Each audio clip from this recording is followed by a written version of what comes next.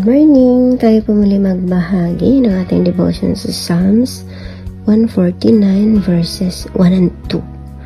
Sabi, purihin si Yahweh. Si Yahweh ay purihin, awitan ng bagong awit. Purihin sa pagtitipon nitong mga tapat sa Kanya. Magalak ka o Israel dahilan sa manlilikha. Dahilan sa iyong hari. Ikaw sa iyon ay matuwa.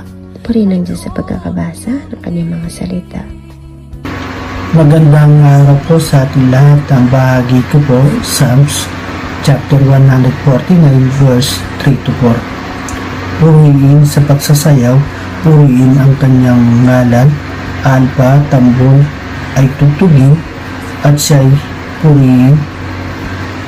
Si Yahweh ay nagpakagalak sa kanyang mga hinirang, sa mga magpakumbaba, tagumpay ang ibibigay. Amen. God bless po sa ating lahat.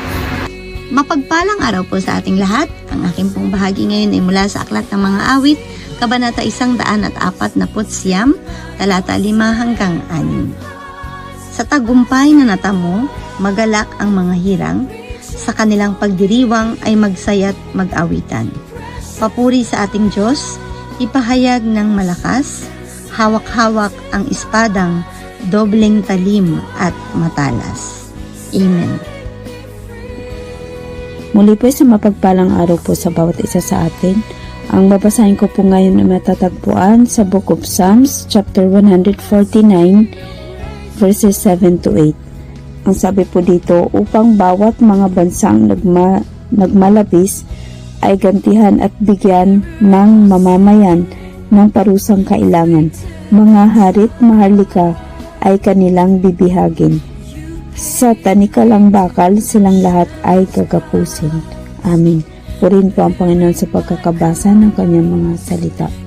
Isang mapagpalang umaga sa ating lahat mga kapatid. Ang aking pong babasahin para sa ating daily devotion ay nasa Psalms chapter 149 verse 9.